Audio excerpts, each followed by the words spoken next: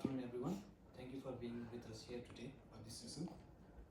The topic of the session today is self-sovereign identity and applications in smart digital economies. Last year, Bhutan became the first country to adopt the self-sovereign identity-based decentralized identity system at a national scale. Today, with the international thought leaders in SSI industry, we will explore the transformative potential of SSI in digital interaction and transaction while driving the digital economics forward.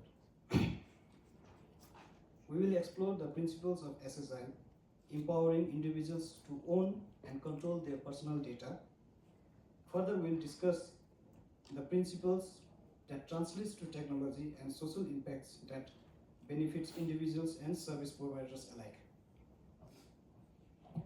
Our panelists will examine the various applications of SSI within smart digital economics, including financial service, health service, e-commerce, and digital governance.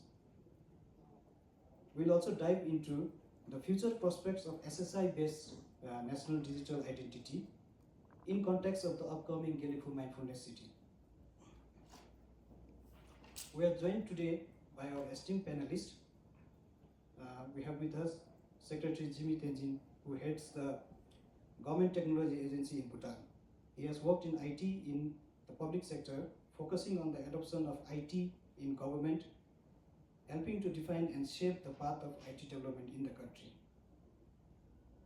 He has worked as a system analyst, transforming government systems and also managed technical teams in e-government, innovation and transformation.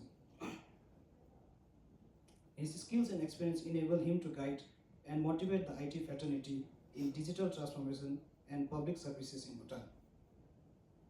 Next, we have with us Drummond Reed, the Director of Digital Services in Gen Digital. Drummond has spent a quarter of a century in internet identity, security, privacy, and trust infrastructure. He is the co-author of the book Self-Sovereign Identity, I think.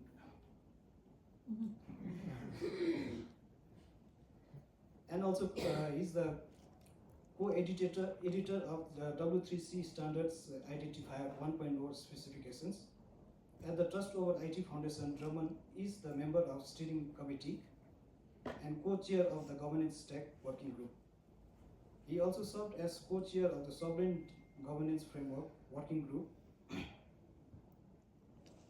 Drummond also served as executive director for two industrial foundations, the Information Card Foundation and Open Identity Exchange.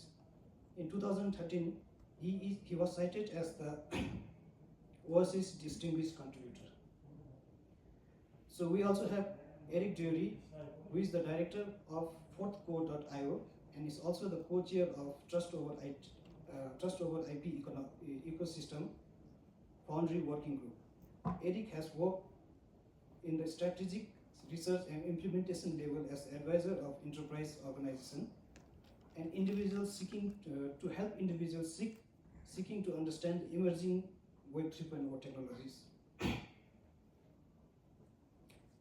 With more than 25 years of experience across multiple industry and continents, Eric's strength includes synthesizing and communicating the advantage of emerging technologies such as digital identity, verified credential, and blockchain.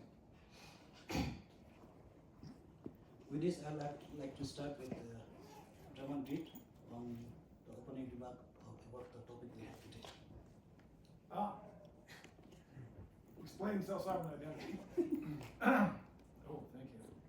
Okay, so read the book. I'm done. This is where I get on my wall.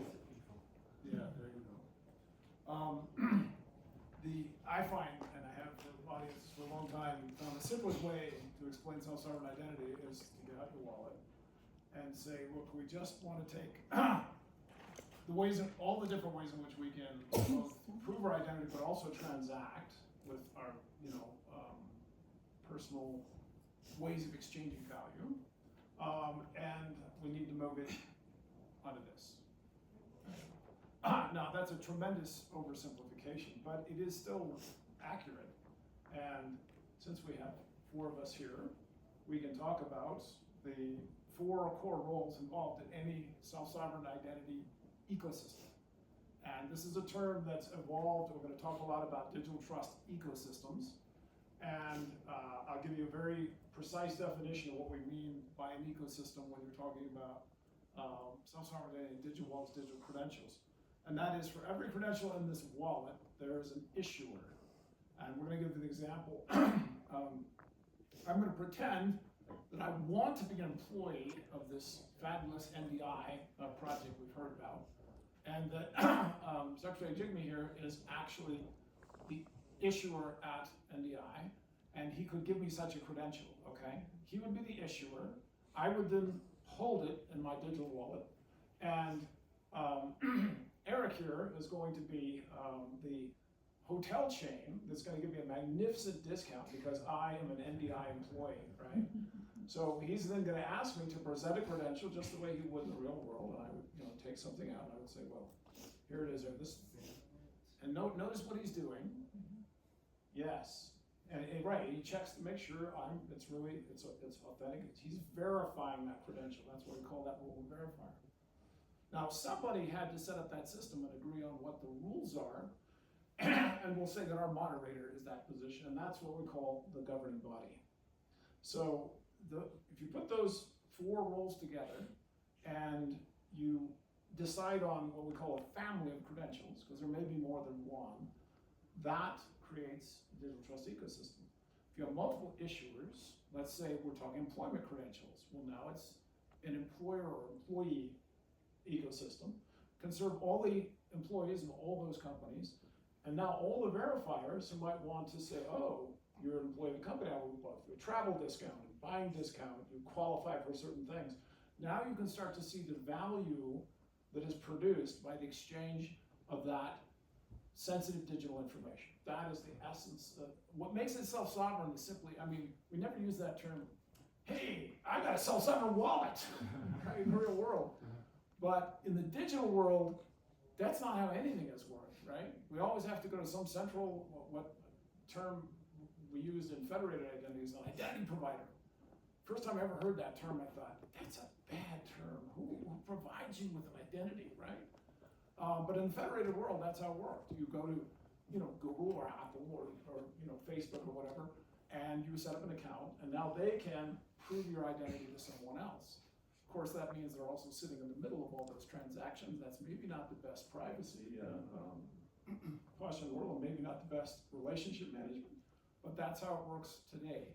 And we've developed federated identity systems because we needed something to make it so you didn't have to create a new username and password at every single site, and they had to manage all the issues when you forgot a username and password, right? So at least federated identity systems solve that pain.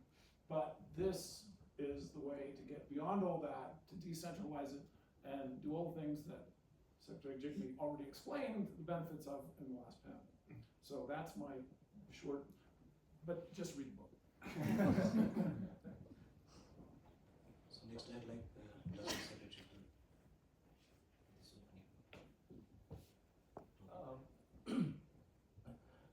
So building on what Drummond said, as you may already know, Bhutan has a decentralized self-sovereign identity. And what we've been trying to do with that is transform our digital transactions in the country. So one of the first things that we did is looking at all the citizen to government transactions that take place. So e-services or online services is not new to Bhutan. We've been doing it since 2005, if I'm not mistaken. And the approach that we took was we tried to leverage the information that existed in the various government agencies to try and make services easy for citizens to avail.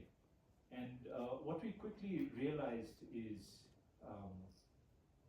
so the first thing we realized is that the government has a lot of data on citizens, but it isn't actually very accurate, right?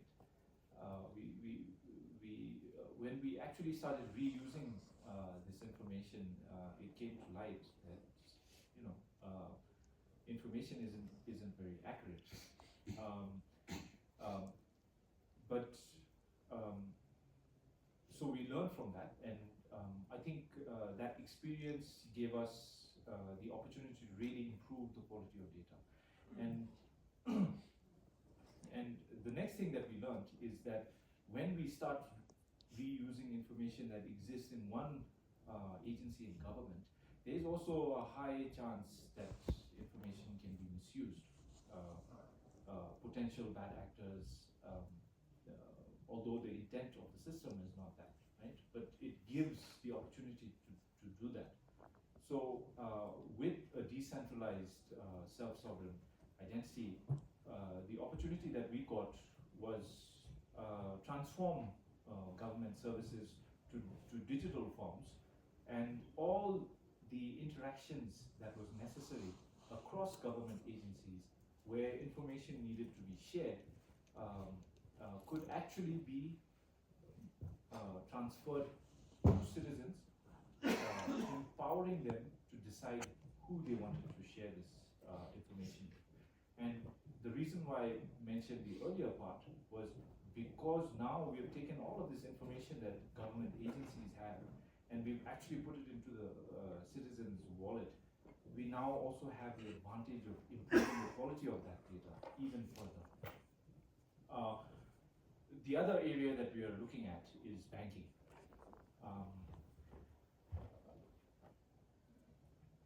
Banking is another area which is highly sensitive. You need to present yourself. We need to have a high degree of trust before you can open up a bank account where you can start doing transactions. And the earlier approach that we had was you physically present yourself to the bank. We ensure that we know who you are, and then you can build on and manage your online identity which you present to the bank. But the way that we actually manage these online transactions was based on credentials that were issued to the individual. So your username and your password. And the problem with usernames and passwords is that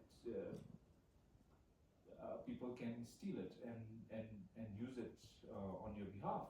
And the bank really doesn't know, right? Because there isn't a strong linkage between who you are and your username and password. So we had issues with identity fraud. I mean, we still do, right? They try to actually make online banking transactions more secure by trying to couple it with the device that you carry around, right? So we did two-factor authentications. We started sending one-time passwords to your mobile phone, the number that is supposed to be registered in your name. But again, life goes on, you change your mobile phone, and then suddenly somebody gets access to somebody else's mobile number, and then you have the opportunity to reset your password, and suddenly you have access to somebody else's bank account. So these are challenges that moving to a digital space presents. With digital identity, you have the advantage that you're biometrically tightly linked to your identity, and therefore when you open up a bank account, you know that the right person is behind that. But that again, isn't fully about self-sovereign identity. That's the next phase of it. So how do we move this service completely online? right? I mean, the opportunity that the national digital identity presents to us is that we have a tight linkage with you as a person that's biometrically linked to the identity that you have in your wallet. And you have verified credentials issued by an authorized agency that exists in your wallet. So why is there a need, to do KYCs? Because every agency needs to validate that. But if you have a trusted authority that has already done that, every government agency doesn't have to do it again and again. It's the same concept as providing information to the government once, right? But in this case, it's reversed, because the information that you have in your wallet is a validated credential, and you can actually present it with a high degree of trust that it is who you say you are. And that solves the problem of identity, and you can immediately open up a bank account. And you didn't have to open up security concerns about letting a third party access your information from the issuer, as Drummond was explaining. So I'm going on quite a bit, so I'll maybe not cover the medical bit. We can come back. Maybe we can come back to it as a question. Yeah. So I like Eric with his opening comments. Okay, so for those of us who aren't in the space of digital identity, we may not have known what digital identity was, because until now we access the internet with a username and password. And it's only recently that we've understood that behind the scenes there are profiles and personas being built with the information linked to our account, to our user emails and our passwords, and that's what a digital identity is. When we're talking about self-sovereign identity, I think it's important to understand it in the context of the response of the pendulum that has swung over the past 30 years of our user accounts, our emails that are not secure. We're being hacked every day, that there's no privacy in our accounts, in our online world, because of the hacks, because of the security, and there's no consent. So the pendulum has swung so far to one side that our online existence is not secure, it's not private, and we're not offering any real consent. And self-sovereign identity is a response to the fact that that pendulum has swung so far to the extreme that self-sovereign identity is saying, no, we need to get the pendulum swinging back this side because we need something more secure, we need privacy, and we need consent, and we need control. So that is that's the context in implementing self-sovereign identity. Is we've got so much momentum being built up over the past 30 years that we need to bring the pendulum back this way. So adopting and implementing self-sovereign identity is a challenge because there's investment and momentum and critical mass so far to one extreme. It's really hard to bring it back to this side, which is what makes what Bhutan has done with NDI remarkable, because they've gone to the other extreme and say, no, there's a different way. We can offer an online digital identity that is secure, that is privacy preserving, and that does offer our users consent. So that's the context. If we're implementing and adopting self-sovereign identity is a big challenge. The other challenge is that when you're talking about self-sovereign identity, you're talking about decentralized. And when you're talking about decentralized, it's individuals. So again, there's no critical mass. And so adoption, you need critical mass. And the interesting thing here is that self-sovereign identity is being adopted by centralized authorities like governments, mostly. That's the biggest use case today, is government saying, we need a digital identity. And we know that we're centralized, but we can adopt decentralized technical and governance principles so that we can offer our citizens more privacy, more security, and more consent. So what I wanted to talk about now is how a few examples of how digital identity is being adopted across the world. And it's important to understand that it's on a spectrum, right? Again, right now we're so far to one side that we're not going to immediately start adopting on this side of the spectrum. We're going to fall somewhere in the middle. So I'll start with in Asia, Asia Pacific, Southeast Asia, and you've got India who's implemented Aadhaar, the national ID. You've got SingPass, you've got Korea with the Korea ID. And it's all government issued national ID programs that are moving more towards self-sovereign, but they're not pure self-sovereign. In Africa, they realized that one of the SDGs, the Sustainable Development Goals, is that every citizen has the right to exist and has the right to an identity. And so they are adopting national ID programs and deciding to leapfrog and go directly to digital identity rather than issuing the expensive physical ID cards. They're getting a lot of funding from the World Bank, and I think there's a lot of interesting things happening in Ethiopia, who are adopting national ID, digital ID, in Kenya, and both of these examples are based on governance frameworks that have been years in the making, that are addressing privacy, that are addressing consent, and finally getting to the point where they can adopt digital ID. In Europe, in 2026, 27 European member states will have to offer a national ID to any citizen that wants one, January 1st, 2026. And that's in almost less than 14 months, right? So that's going to be a huge national ID program with lots of adoption and hundreds of thousands of wallets all at once.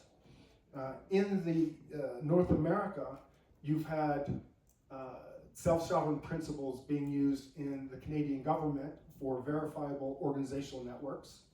You've had the mining companies that are issuing credentials based on self-sovereign identity principles for to be verified with online. And you've got the Department of Homeland Security that are adopting self-sovereign principles to issue immigration credentials. So there's adoption happening in a lot of different places in the world, but there's a lot of challenges because, again, we need to move the pendulum further this way. So those are some of the examples, mostly national ID, but we can talk about later healthcare, finance, e-commerce, etc. So my first question here goes to John. So how do you think does the SSI improve upon the currently existing traditional digital economy with regard to e-commerce? So how can we improve on the currently existing way in the smart digital commerce is going on in the world? Eric started to address that. Thank you. It's on, okay, good. Any transformation in technology, any new infrastructure has to be driven by incentives that work for at least the majority of the actors, right? So in the four roles we've talked about here, Eric just gave an example of many of the self-sovereign identity initiatives out there. Of the four actors, the most active is the governing body, right? The governments. And I mean, again, we're going to highlight over and over again the NDI program here in Bhutan because it's the most enlightened government saying, hey, we can solve a bunch of problems for our citizens by moving to decentralized self-sovereign identity, digital credentials, digital wallets. But they're only going to be successful, I believe, in the end, and I've talked to many of the NDI members about this, if in fact the incentives line up for the issuers, And the verifiers, I'm gonna say, I'm putting holders last, because if the issuers are gonna issue and the verifiers are gonna verify, and it's all gonna work on the government, the holders are gonna come, right?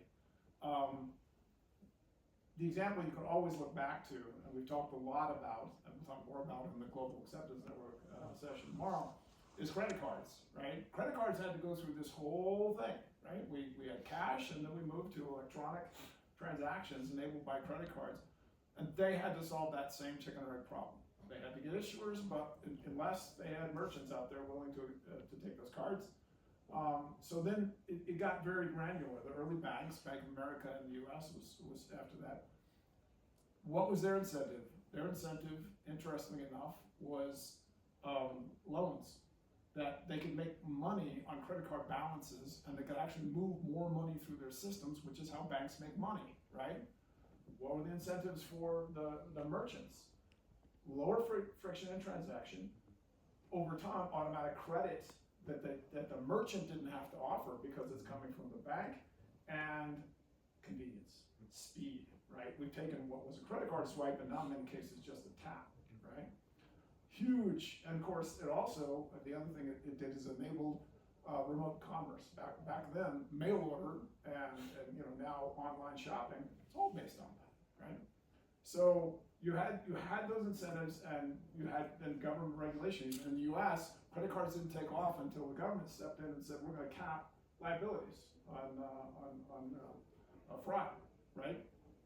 All the actors conspired, consumers, we poured in, right? So the same thing has to happen here now. And when it comes to self-sovereign identity, it's interesting. At Trust Over IP, we just are publishing the second edition of what we call our technology architecture specification. In the first edition, we said, oh, there's a use cases section, but we'll just concentrate on technology. We'll save the use cases. We actually handed it over to your to the Ecosystem Founding Working Group. So you guys are talking about use cases all the time. You drafted. And they came back and they had this list of, like, I can't remember how many were on there, but we were like, oh my gosh. But you were like, yeah, but we don't have the time, we're too busy on stuff. You guys fill it in. Eventually that job landed with me and a handful of us. And it's like 6 pages. Like, we had to stop at 30 different examples of how, and NDI, where I just, we were with the NDI team, and what is it, something like 120 different cases. That's just most of them involving interactions with the government, let alone all of what things can happen. So the incentives are not just you can't just sort of go 1, 2, 3, security, privacy, convenience. You have to get down to individually what, in banking, in KYC, in healthcare, in travel. Travel is a very strong one because it involves cross-border, and they're dying to get friction out. Airlines will spend millions of dollars to cut 5 or 10 seconds out of the wait of an airline passenger getting onto a plane. So they're coming, but it really depends on the use case, and we can start talking about specific use cases where that will matter. I'll stop there.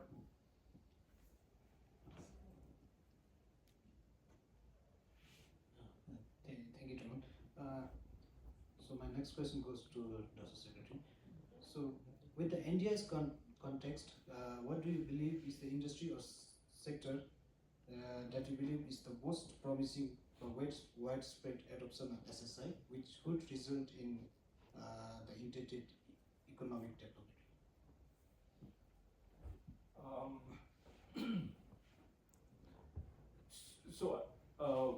We talked about this earlier, right? I think the easiest, at least in my opinion, the easiest industry that we could target is banking.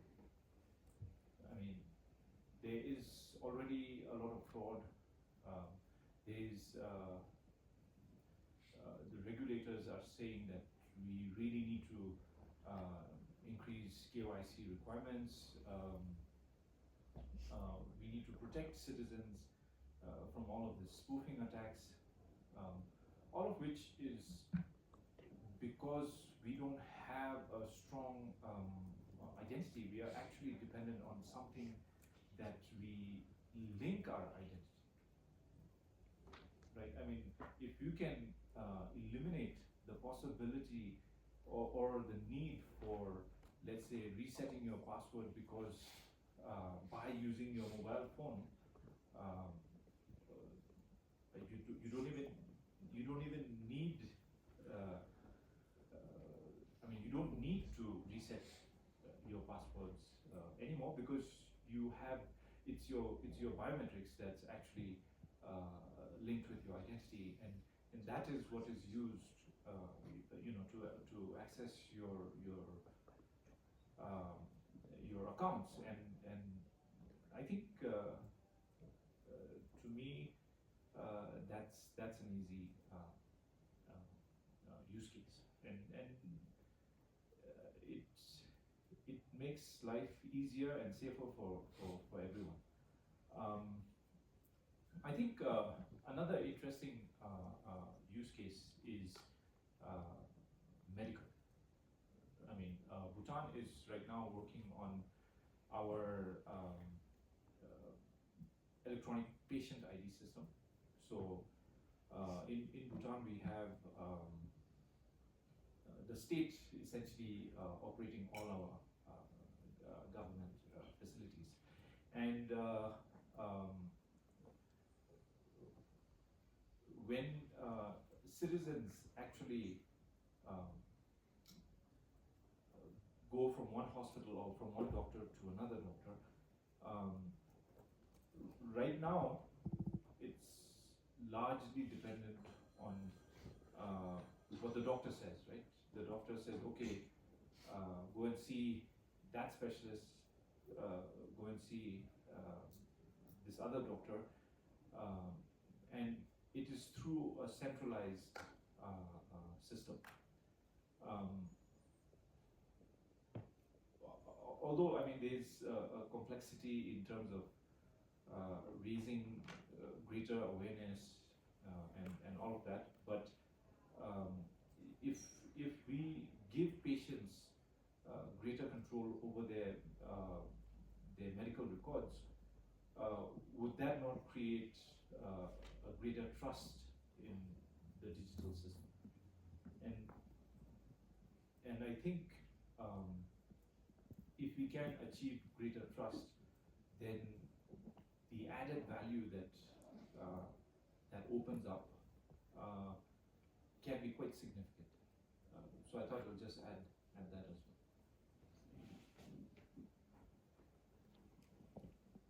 Eric, just continuing from what Dasu mentioned. So also, like from the use cases, right now we have, when we're talking about digital economy, smart digital economy, we have these big economic giants which actually thrives on the user data, and the giants we cannot neglect when we talk about larger context of digital economy.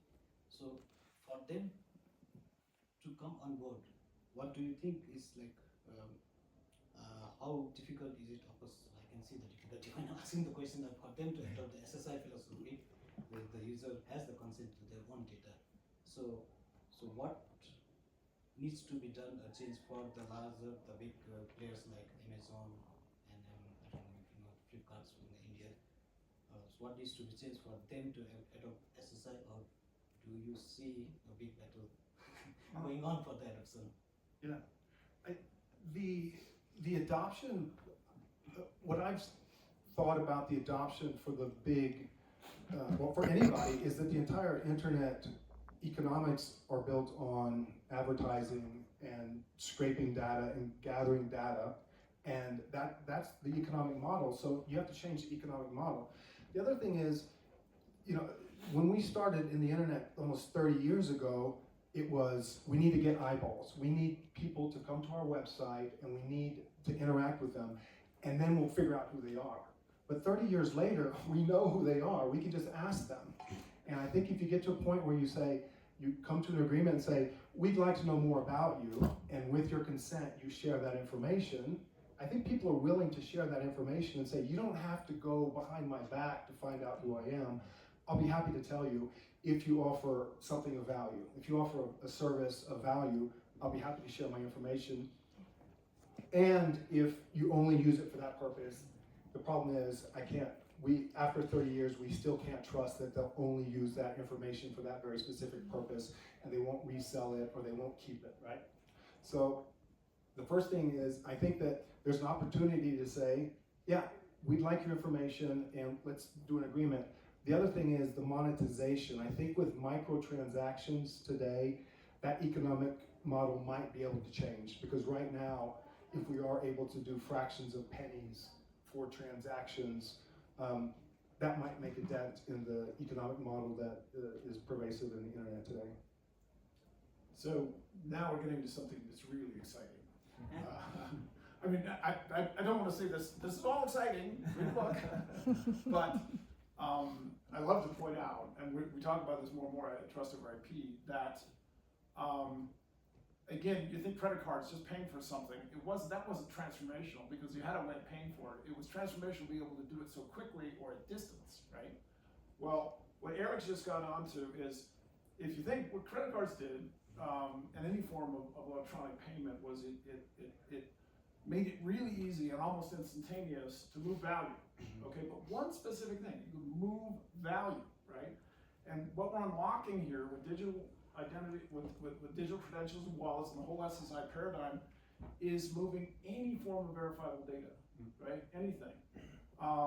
Because you can make a credential out of anything, and you can actually also use credentials to authorize the exchange of other data, right? You're not going to put all your health record, I mean, all your x-rays and everything, your life history on your mobile wallet. It's going to be someplace, whether it's at the provider or at a digital vault, and you need to be able to say, yes, doctor, you know, you can get all of this. So to Eric's point, once we have that information available, we can share that easily. The economics change, because right now, it's the economics all favor the largest providers in the world. That's why big tech is big tech. They can monetize that data. We as individuals can't. But businesses that are now saying, okay, A, we're gonna get left out of that game if we're not the big tech. B, there's huge privacy issues around that, and the associated security issues. If there was a way that we could transact directly, that what we need to know to serve you, that data, fresh from you, from your wallet, it can even be location sensitive, context sensitive, all of that is available directly to the business in real time. The economics change completely. Now the business doesn't have to go to a data broker or through a big tech. They can work directly with you. And they can get it at a lot less cost. Now the thing is, how are they going to, you know, you're essentially going to go, if you can serve me, are you going to charge them? They're going to offer you something, right? So what's being spent on advertising is now going to move over to incentives to end users to do that. And what we're seeing is also, well, the issuers of the credentials that let you prove you're really valuable, they now have an incentive to get paid for that verifiable data. And that's what we're putting in place with things like the Google Acceptance Network. So I think we're putting in place what's necessary to actually shift the economics of the internet. And to your question, the big tech companies, they're going to be the last who want to see that change, right? They're not going to jump on board to this model until they have to. And I think they will have to. They won't have any choice. But they're not going to be first. Yeah, I feel like that's going to be a big white elephant in SSI's work when we come to digital economy. Oh, believe me, it's already here. I mean, I have a question for both of you. Sorry to jump in, but I mean, like you were saying, Drummond, big tech is going to be last. We're already seeing a movement of big tech trying to do the right things in some of the areas. And to what I was saying earlier, I mean, if we can move to a situation where there is a lot of trust to the end user, maybe you can add on to, you know, the added value that can be generated, which maybe at this stage, historically, the amount of years that Facebook took to monetize, you know, it's probably one of the reasons why they are concerned about not, using data, but they are doing a lot in terms of privacy management. They are trying to do a lot in terms of giving authority to end users, among other things. But what is the added value that big tech would get access to? The added value of by adopting SSI? Yeah, I mean, the thing is, if by adopting SSI, and let's not even say just SSI, right? I mean, by adopting systems that significantly increase the trust between end users and service providers. So going back to my example about medical data, like you said, we are not actually talking about keeping medical data in our wallets, but we're keeping credentials that authorize access to medical data. So if we can put in place systems that give you access to a lot more medical data that right now is restricted and limited because of the concerns that we have on trust, what added value can you get? Right? Could that be a incentive to push big tech into this area? I'll just say quickly that I think that the value is going to be in the personalization. So if you can give accurate and personal data and you trust that data to be used in a trustworthy manner, then you're going to get much more personalized service. And that's what every company is trying to say. We want to serve this person, and if we only knew what that person wants, then we could develop a strong relationship with them and loyalty and all that. And I think by having this trusted relationship and sharing information, then you're giving them the avenue to provide the most valuable personalized service that you can. And we know that with our wallets and AI agents that are coming, I think by these big companies are, they're investing gazillions into AI, and I think if they can use that AI as a proxy for them, talking to your AI and have those two AIs talking to each other and just giving you the information you need at the time you need it, the service you need at the time you need it. That's been the holy grail for the past 30 years, and I think that's where we're going. And I don't think it's any more than that, but what more can you offer than what the person wants? And I think if you know what they want, that's what they're striving for. You raise a really good question, and it's going to go further down this theme that the real, when it comes to, call it economic transformation, that we talk about SSI and we talk about the wallet and the credentials, but I believe what it really is the trusted channel. That what you have, and Eric just said, it's not that you just have a wallet and a set of credentials and a way to prove, and your other data, accessible now by that way.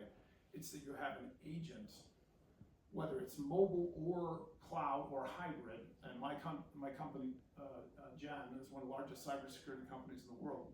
We provide agents today. They're there to protect your device and monitor for viruses and malware and other things. My company has realized, and that's why we have a digital trust services division. Oh, that agent could do a lot more for you if it has access to a digital wallet credential and can form that trusted channel with any business. So to your question, Secretary Jigme, what I like about that trusted channel, besides the trust, the privacy, the security, the convenience it's going to do, it's going to level the playing field. Big tech is today the mediators of trust on the internet. That's why the bigger they get, the more they're in that position. With decentralized technologies, and it's harnessing cryptography for everyone. That's what decentralized identifiers are about and all that. Now every business can have that trusted channel. You can have it with your coffee shop, right? With your local school, with your family members. Now all the businesses can access that. They can all access the data, and what big tech's going to have to do is figure out, well, we've got all this, take their current advantage and figure out, well, now how are we going to take advantage of the trusted channel? And some of them, they're already leaning in that direction. I'm on the board of the Open Wallet Foundation. none of the big tech companies joined when we started that, and then Google came on board. So far, they're the only one, and maybe there'll be others coming soon.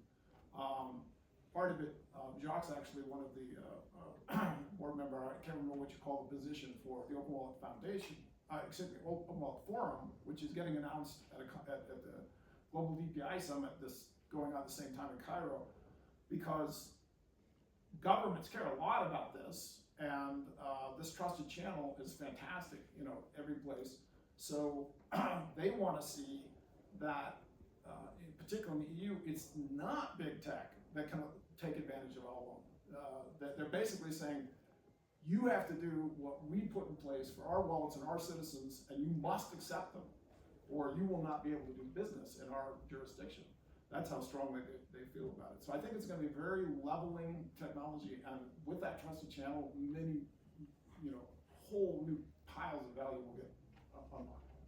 I just wanted to add to that it does seem difficult to compete with the giants, but if you compete on trust, then you're at the same level, right? And you can compete on trust if you adopt these principles, these technologies, and you're immediately at the level of the big guys, because they don't have what you have. They don't have our trust. They spent 30 years deleting our trust, and so now you can start where they are, and you've got a fighting chance.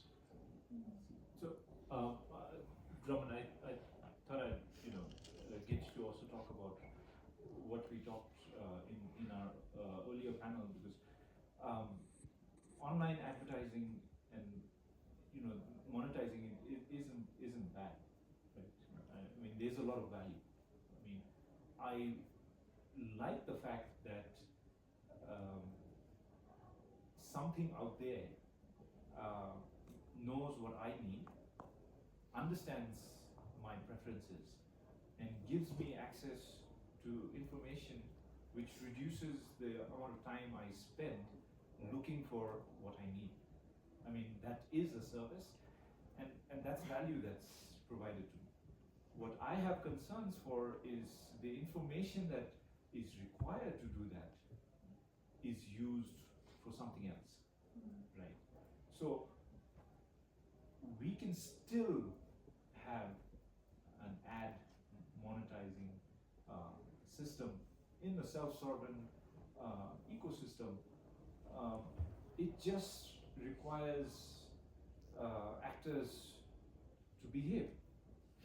and you mentioned a very interesting idea of validating these, the trustworthiness of companies. I was hoping you'd speak more on that. Oh. We'll get into that, and this is a preview for the session tomorrow on the Global Science Network.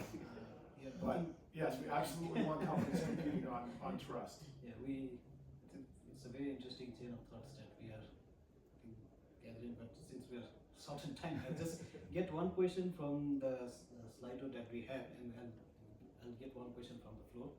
Or should we start from the floor and we'll go back to the Slido? So, I don't need a mic, thank you. Again, thank you, this is really great, and I'm sorry I missed most of it, but I think it's good to sort of segue from the question that Secretary Jigme just, or the point he just made, because, again, maybe I'm paraphrasing incorrectly, but early on, he had mentioned, and I appreciated that in his earlier session, that, even agencies, if unchecked, can be bad actors. And now, I'm putting this in the context of this experience I had in the US, where when you're at airports, there's this now they have these digital booths that have popped up, right? And I get that Clear is one of these companies, it's a private company that's been given the ability to use biometrics, right? Now, I started talking about agencies, query how they got there in the first place, how they were able to put their booths up there. I've seen this in Delhi as well, where Jigme Tenzing is there, right? And it creates an almost automatic incentive when you're in this massive long queue that does the manual check, and then you have this fancy machine there, and sometimes because certain airlines are already starting to use tech to do the measuring, you almost assume this is part of it, that you can't cross gates unless you do this. And they aren't, the small print, it's hard to read sometimes, right, where you're told what else you're signing off, in this grand bargain, which you don't know you're making. Now, I think the point I'm sort of trying to get at is about this awareness of, what you're really signing up for. And I feel this is, generally it exploits the ignorance or the lack of awareness of the average user, right? Now, I'm a lawyer, and ignorance of law is not a defense in a court of law. But in certain scenarios, right, you don't have the wherewithal and all the information to make the decision. There are times when I almost got into these lines, It's just because I read somewhere, I was told somewhere that once you make your scan, your data is in there, you don't know where it goes, right? And it's also about this misuse by private companies, and especially in the US, I mean, of course, a lot of leeway has to be given to private companies to do R&D and develop and all that, right? And so that's why we have great technological advances, but at the same time, there's a lot being given. Yesterday at the session here, we were also talking about how, it took 12 years to find out, what Facebook was doing and all of that, and now it's even easier to exploit all of this, right? So in your views, for the panel, like how can we address this? Because the average user, even when we have our phones, there's so many things, right? In fact, the DHI app for BIF, when I saw that there was an app, I almost downloaded it, but then thanks to Apple telling me now, right, this sort of information is being used, I refuse to use it, because it's like, why? Why do you need X, Y, and Z information when all I need is a schedule, right? And so I didn't use it. So, but then there are many others who wouldn't think to look at that because that awareness isn't there. So how do we address this sort of space, Well, I'll start by saying that a lot of times we point to big tech as the evil people, but we as users are equally responsible, because I know, especially in the West, we are very quick to trade our privacy for convenience, right? So we've got a role to play in this, and I think that it's up to the companies who have made trust and have made transparency and who've made these their core values. They've got a big job to do to say, these are our unique selling propositions, this is what we're about, and we're going to do our best to really adhere to these values. And it's part of their brand, it's part of who they are, and they need to do the marketing, the awareness, and then they need to live by that, right? Because even if we say that, even if the company says they won't be a bad actor, it's really difficult to verify, right? And we're talking about trust. Trust is human, trust is earned, and it needs to be repetitive. You need to do it again, again, and again, and again. So I think if you're a company who really embraces these values, and then that's part of who you are and who you project. But then again, the responsibility on the users is to choose this company and say, I'm going to give up these other guys who've been giving me so much convenience for so long, and I'm going to try a different path. And to understand that there are different paths, and that's one of the big challenges that we have, is to advertise that there is a different way. Up to now, I mean, these principles and these standards and protocols have been maturing. They're now at a point where they exist. They're a national digital identity program. They're in operation. So now it's not just something in the future. It exists now, and the more and more companies that adopt these values, the more options that the users will have. I see another hand is going up, but I still want to. Can I finish answering that question? Maybe it'll line the next one. Is that okay? You're an attorney, right? Okay, so you and everyone else in the room, pop quiz now. How many of you have read the entirety of the privacy policy of a site that you've been to in the last year? Yeah. Okay. That illustrates the tremendous asymmetry in power there is, and the lawyers in the room know it better than anyone, between the companies, any size company really, and you as an individual, okay? So, comes with self-sovereign identity. It's actually on the inside cover of the book. This one. Yes, there it is, okay. This, don't look, you don't have to look too closely. It's a trust RP stack, and all you have to take away is there are two sides to it. One side's technology, the other side is governance. Governance, governance. The superpower that's now coming with SSI is governance frameworks. We will no longer, as individuals, have to be on the other side. It's highly asymmetrical relation. We can choose companies that join an ecosystem that has a governance framework that we agree with. And the governments can actually help out in saying, hey, here's the kind of governance frameworks we'd like to see. Maybe even have certification programs for those. Suddenly, we can level the privacy and you know, the asymmetry in data exchange, and really start to restore privacy on the internet. So, and we invite all the lawyers who are interested to come and participate in the governance stack working group at Trust for IP. How's that for a pitch? Yeah, just I think Dr. Secretary, when he mentioned that he doesn't mind having ads come because it simplifies things. But I think in terms of privacy, we still need to think about the individuals, give us the choice whether we want to have the ads or not. Because for the longest time, even in Bhutan, telecom, for example, in the early days, the default mode was, when I bought a SIM card, if I buy a SIM card here, I get pinged every second. Then I call them, they say, sorry, that's the default mode. I say, you have to change the default mode. The default mode is no advertising, let us decide what we want. But trust and trust, I think, I think over here, I think it's great that we have SSI happening, but what are we doing in Bhutan to ensure that users, are a little bit more informed and better educated to handle this? Not all of us are well educated enough. And our society, we trust each other so much. Orally, oral society would believe everything. My neighbor tells me there's 100% trust. But, on the phone and when we sign up for services, we don't really know. And I feel that even with SSI, eventually, if we're going to be using all our digits and our eye prints to get into anywhere, I'm not sure. We need to be better informed. What are we going to do to ensure that parents, young people, people on the farms, understand what it is that we're signing up for so we can make that choice? Sometimes I feel in Bhutan we're just driven by technology. All of us want the latest phone, we put everything out there and then we get scammed. We're seeing a lot of it now. So I'm just asking, what are the basic minimum? I'm asking the three panelists. What do we need to do so that, while we benefit from technology, we are also preparing ourselves as we go along? Yeah, thank you. And I think this kind of links to what you mentioned as well.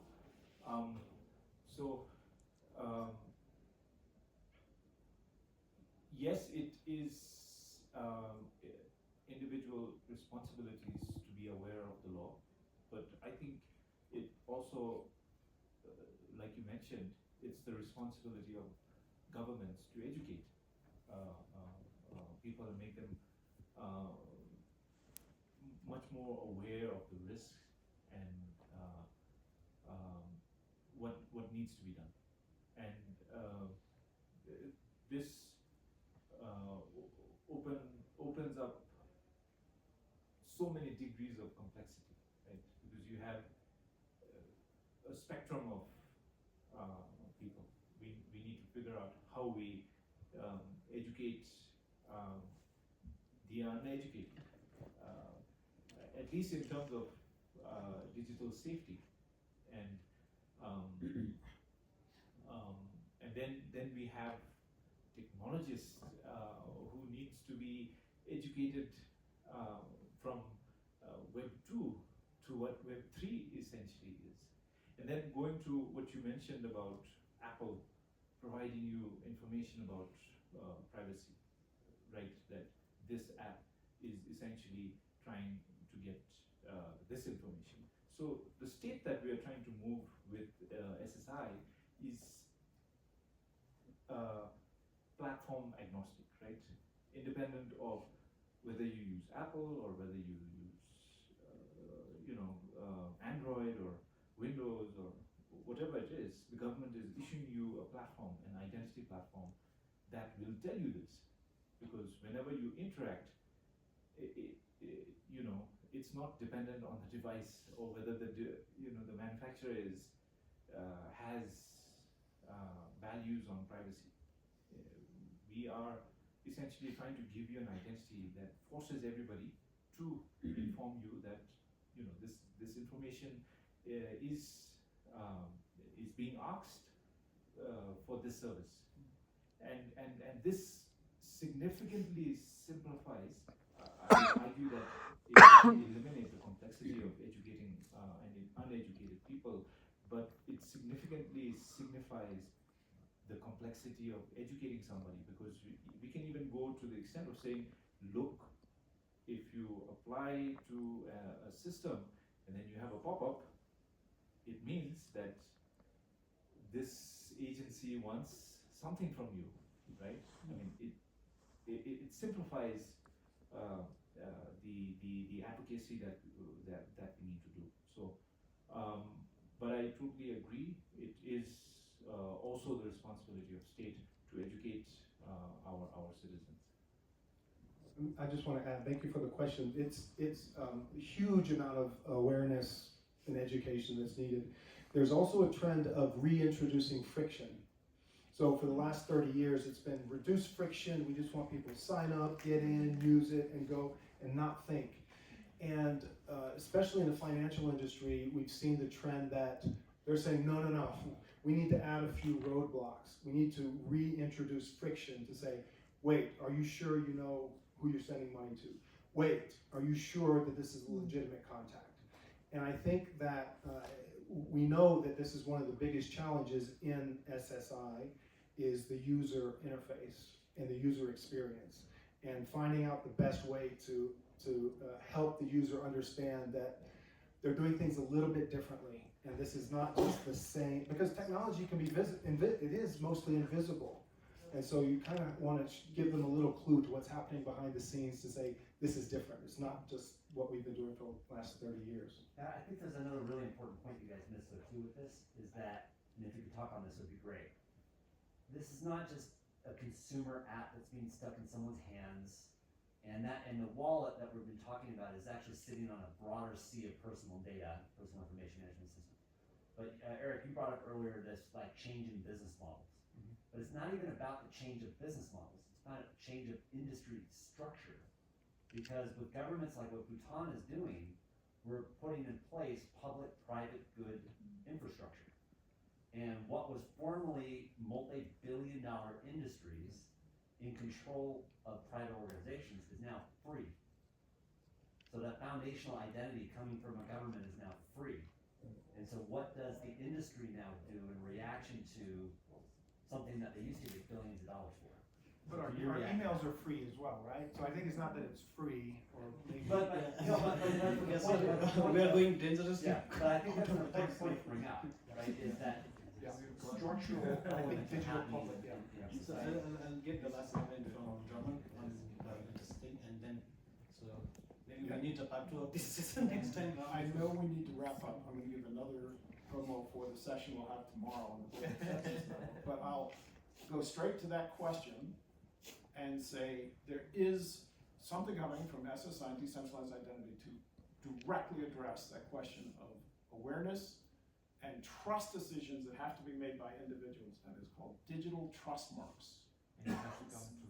And you have to come to tomorrow's session to understand how important digital trust marks will become that we're enabling here. And Drummond, that's here at 3 tomorrow. Oh yes, 3 o'clock, same bat station, the same bat. Yeah, no, 3 o'clock here in this, I think in the same room, right? Okay, great, yes. Well, we're making an important announcement there that I guarantee you won't hear anywhere else in the world. Yeah, so it's thank you everyone for your engagement. I am sorry that we could not get the questions from the sliders. I would like the questioners to directly interact with our panelists if you want to get something more in detail. And I'd like to thank our panelists also for the very detailed and thoughtful discussion. I think we engaged in a bit over time. Thank you everybody.